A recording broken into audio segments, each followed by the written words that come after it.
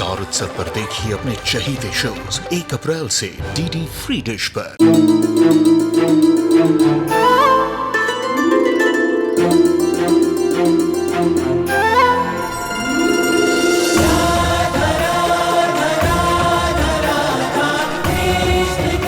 उत्तर प्रदेश की ब्रजभूमि से आरंभ हुई वो प्रेम गाथा जिसने पूरे जग को समझाई प्रेम की परिभाषा। देखिए राधा कृष्ण 1 अप्रैल से सुबह 11 बजे स्टार उत्सव पर। चाकू के निशान कहाँ? ये क्या बोल रही है आप गीतांजलि जी?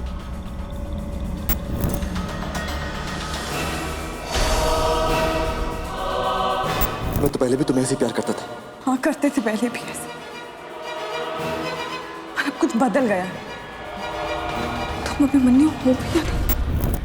उसकी पीठ पे चाकू के निशान थे, मैंने खुद देखे थे अपनी आंखों से जब वो 6 साल बाद मुझसे मिला। बहुत गहरे निशान थे वो, इतनी जल्दी ऐसे गायब कैसे हो सकते हैं? इसका मतलब सच कह रहा था वो उसने कुछ नहीं किया।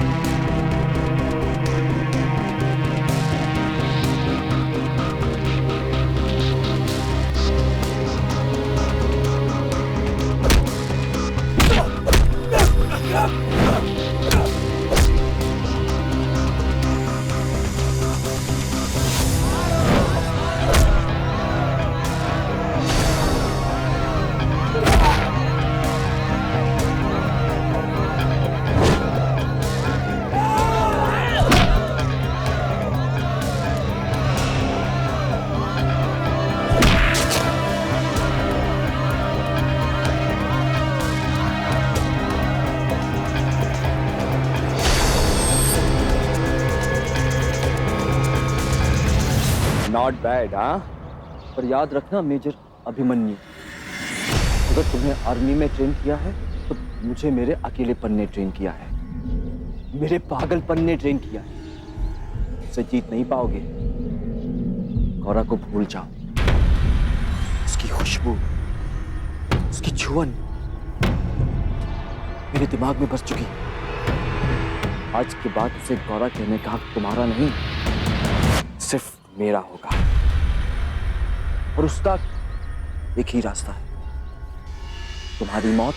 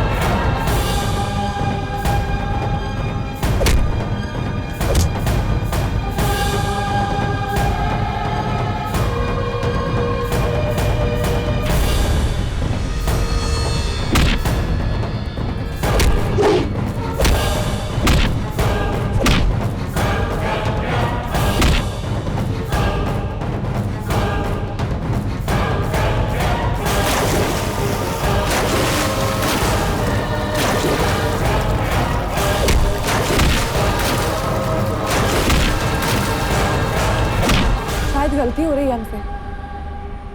जो हमें दिख रहा है उसके पीछे एक और सच छुपा हुआ है। कि तू क्या कहना चाहती है? साफ साफ बोल। मैं ये कहना चाहती हूँ कि हो सकता है कि अभिमन्यु बेगुनाह है। ये आदमी बेगुनाह है कि तू? इस आदमी ने तुम्हें पागल खाने पहुंचा दिया, तुम्हें मारने की कोशिश की। कहीं सचमुच पागल तो नहीं हो गई हो? अगर जो मैं सोच रही हूँ वो सही सोच रही हूँ तो उसने ऐसा कुछ किया ही नहीं है। कैसी बेतुकी बातें कर रही होगी तू? क्या कहना चाहती हो? अभिमन्यु कहाँ है इस वक्त? को तो अभी अभी हमने जेल भेजा है। गीतू, मुझे अभी अभी उससे मिलना है। गीतू, गीतू। राजवीर चलते हैं।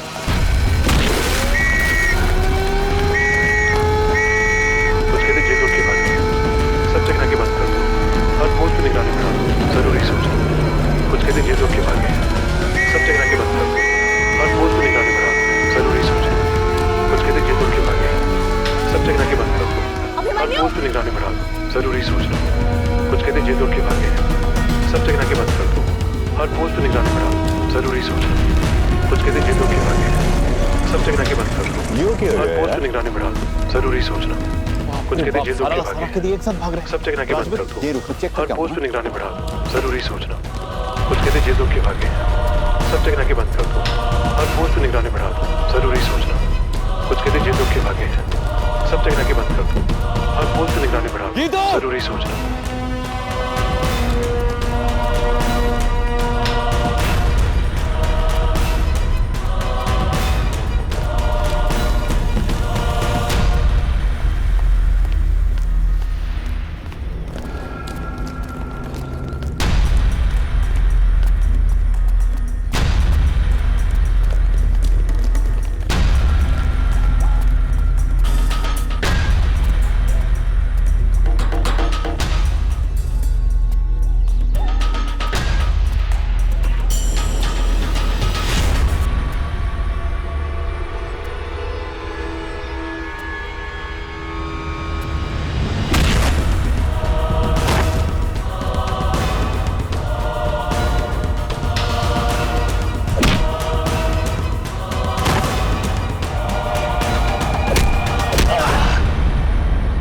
कौन हो तुम?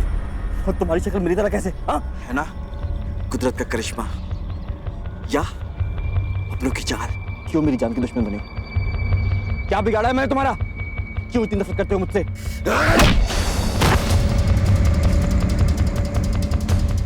सब तुम्हारा ना भाई।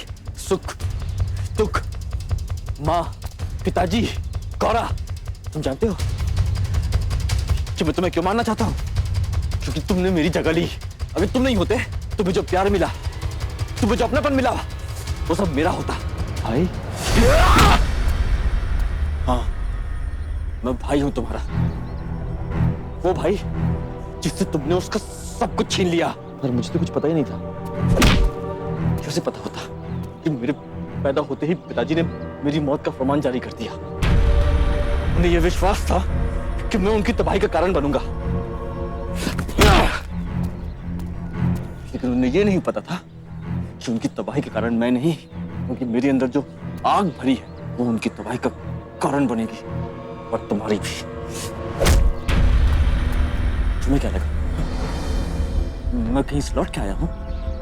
मैं तुम्हारे साथ रहा हूं, तुम्हारे आसपास, तुम्हारे अंधेरों में, तुम्हारे सायों में, तुम्हारी नजर से बचते हुए आया हूं मैं।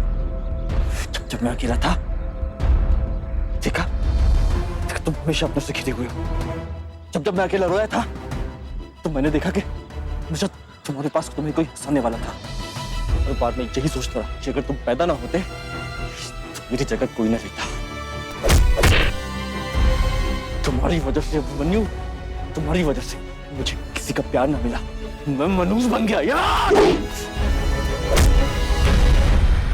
मुझे माफ कर दो, मुझे इस बारे में कुछ भी नहीं पता था। पर चाहे सही कारण की वजह से क्यों ना, गलत काम गलत होता है। तुमने जुर्म किया, उसे माफ नहीं कर सकते।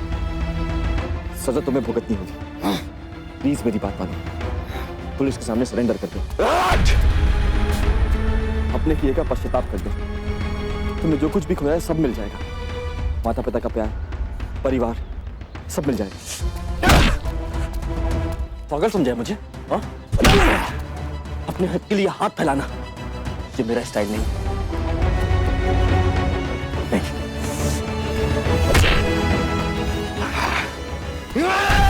अभिमन्यु!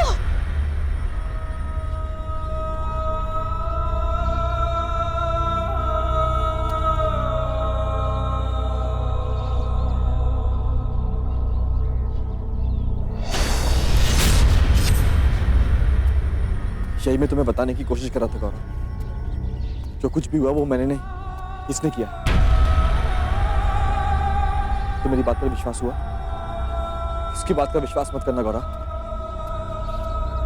यही है जिसने तुम्हें दुख दिए, सबको दुख पहुंचाया है। असली अभिमन्यु ये नहीं, मैं हूं। इसकी बात का विश्वास मत करना गौरा। ये बहुत शातिर है और खतरनाक भी, कुछ भी कर सकता है ये। मेरी आंखों में देखो गौरा, तुम्हें सब सच पता चल जाएगा। मेरी आंखों में तुम्हारे लिए प्यार दिखेगा जो किसी की आंखों में नहीं दिखेगा। बस चुप हो जाओ दोनों। मुझे तुम दोनों से जानने की जरूरत नहीं है कि अभिमन्यु कौन है और कौन नहीं।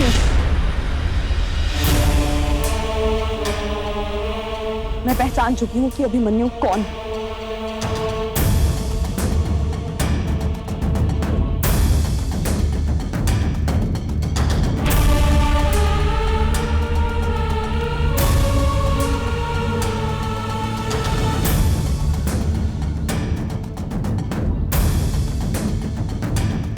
मुझे पता था गौरव, तुम मुझे पहचान लोगी।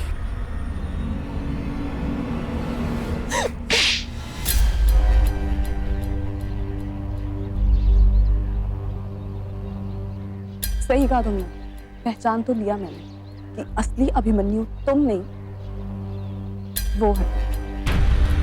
तुम शायद ये भूल गए, तुम्हारी पीठ पे जो निशान है वो अभिमन्यु की पीठ पे नहीं।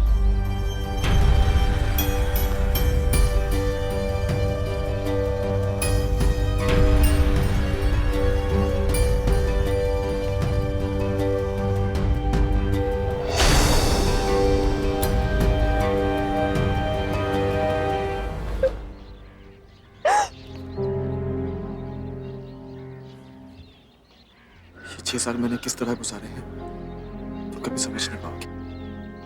बिना इस उम्मीद के कि फिर कभी तुम्हें नहीं देख पाऊंगा। जिंदगी जीने की ख्वाहिश खत्म हो गई थी।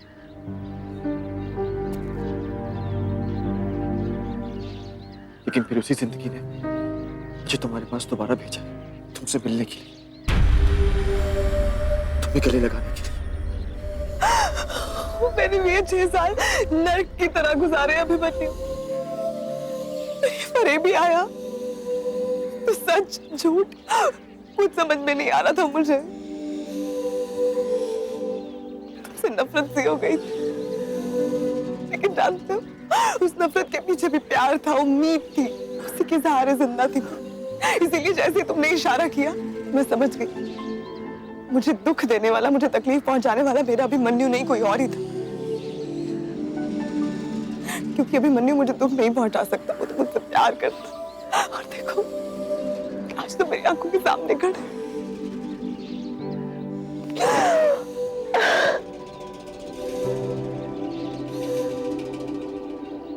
नहीं गौरा, खुद को दोष मत दो।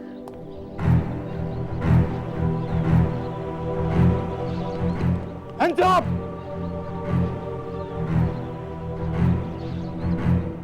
बस अब तुम्हारा खेल खत्म हुआ। माफ करना, जो जुर्म तुमने किया है अब उसके बाद तुम्हारी जगह हमारे परिवार में नहीं, जेल में है। क्या भाई, पिताजी ने आपको इतना नहीं बताया कि मैं एक शैतान हूं, अंदर छिपी हुई बुराई, और शैतान को कोई कैद नहीं कर सकता। उसकी तो एक ही जगह है और वो है नर्क। और जब वो वहां जाता है ना तो अकेला नहीं जाता, एक दो को साथ लेके जाता है।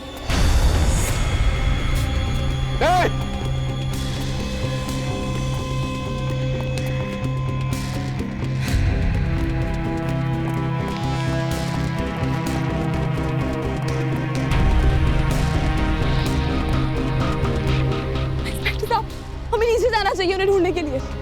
प्लीज अभिमन्यु! हाइट ज्यादा नहीं है, हो सकता है वो जिंदा हो। अभिमन्यु! अभिमन्यु!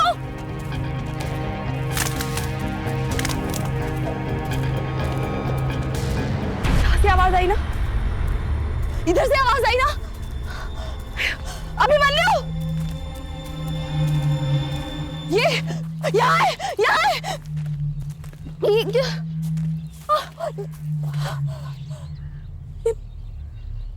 जिंदा है।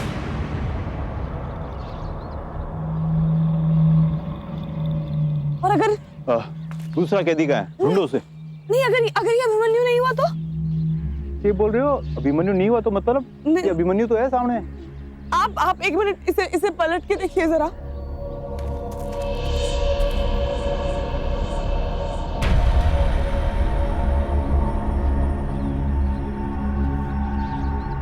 अब कैसे पता चलेगा ये अभिमन्यु है उसका हम? इंस्पेक्टर साहब, हमें बचाना होगा इसे हर हाल में।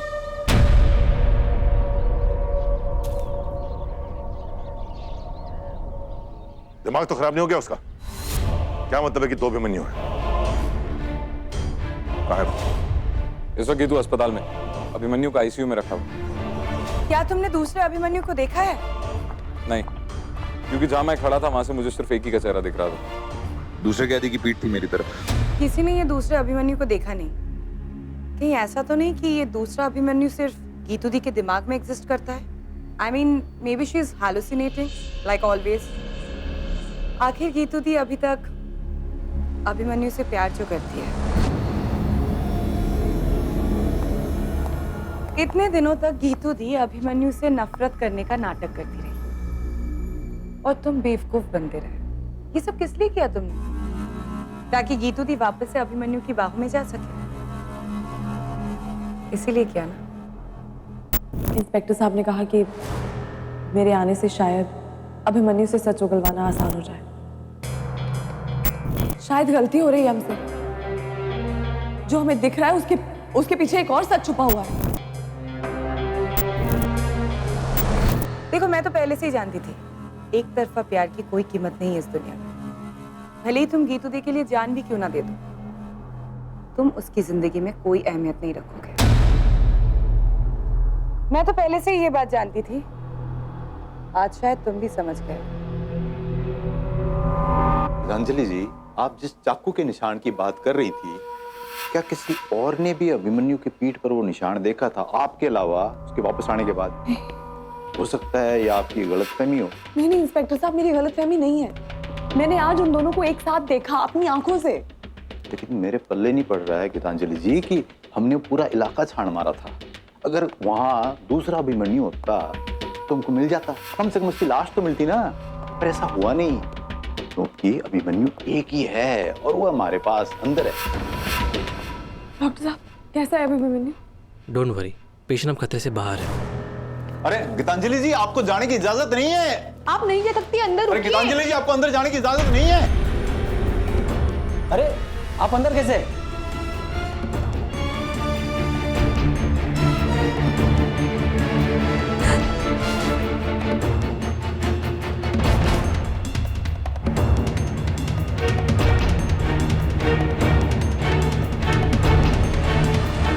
मैं यकीन के साथ कैसे कह सकती हूँ कि यही अभिमन्यु?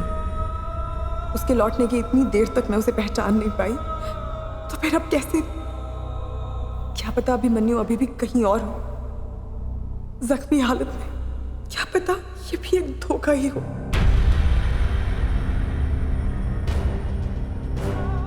डॉक्टर, क्या किसी तरह से ये पता चल सकता है कि गिरने से पहले इनकी पीठ पे किसी तरह के घाव के निशान थे या नहीं? जैसे चाकू के घाव या किसी और तरह का घाव?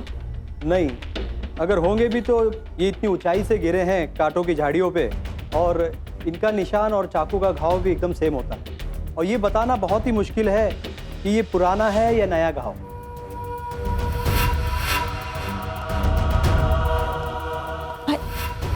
भाई क्या हुआ? भाई छोड़िए, क्या हुआ? भाई क्या हुआ? ये क्या बकवास है तू? अब ये हम शक्ल कहां से आ गया? भाई आपको पता है, जो 6 साल बाद लौट कर आया था वो अभिमन्यु नहीं, उसका हम शक्ल था, और उसे कोई भी नहीं पहचान पाया। सोचिए, मैं भी नहीं। और मेरा अभिमन्यु उस दौरान कैद रहा, न जाने किस हालत में। बस उसने अपने आप को जिंदा रखा क्योंकि वो मुझसे मिलना चाहता था, और वो वहां से भाग चुका है मुझे से मिलने के लिए। कि तू जानती हो तुम्हारी बातें कितनी बेतुकी लग रही हैं? ये इम्पॉसिबल है। नहीं भाई नहीं, मैंने देखा उन दोनों को, दोनों लड़ रहे थे, खुद अपनी आंखों से देखा मैंने। पर किसी और ने नहीं देखा। लेकिन तुम इतने यकीन के साथ कैसे कह सकती हो कि उस इंसान की शक्ल भी बिल्कुल अभिमन्यु जैसी थी? क्योंकि मैं पागल नहीं हूँ राजवी। ये तो हो सकता है तुम्हें कोई पागल बनाने की कोशिश कर रहा हूं। मैं वो दिखा रहा हूं जो कि है ही नहीं। हो सकता है ये सब छलावा। ये तो तुम्हें पहले भी अभिमन्यु का भ्रम हुआ करता था हमारे घर पे। हो सकता है ये भी कोई भ्रम हो। नहीं भाई, ये भ्रम नहीं है भाई। मैंने उसे अपने हाथों से छुआ। ये सब बकवास है। अभिमन्यु एक ही है जिससे तुम्हें धोखा दिया, तुम्हें मारने की कोशिश की, और अब तुम्हारा बदला पूरा हो चुका है। उसे सड़ने दो जेल में। तो मैं सिर्फ इतना कह रहा हूं कि कई बार इंसान असलियत और छलावे में फर्क नहीं कर पाता है। ये बात तुमसे अच्छी तरह कौन जान सकता है। मैं सिर्फ ये कह रहा हूं कि तुम एक बार जो गलती कर चुकी हो, प्लीज दोबारा मत करो।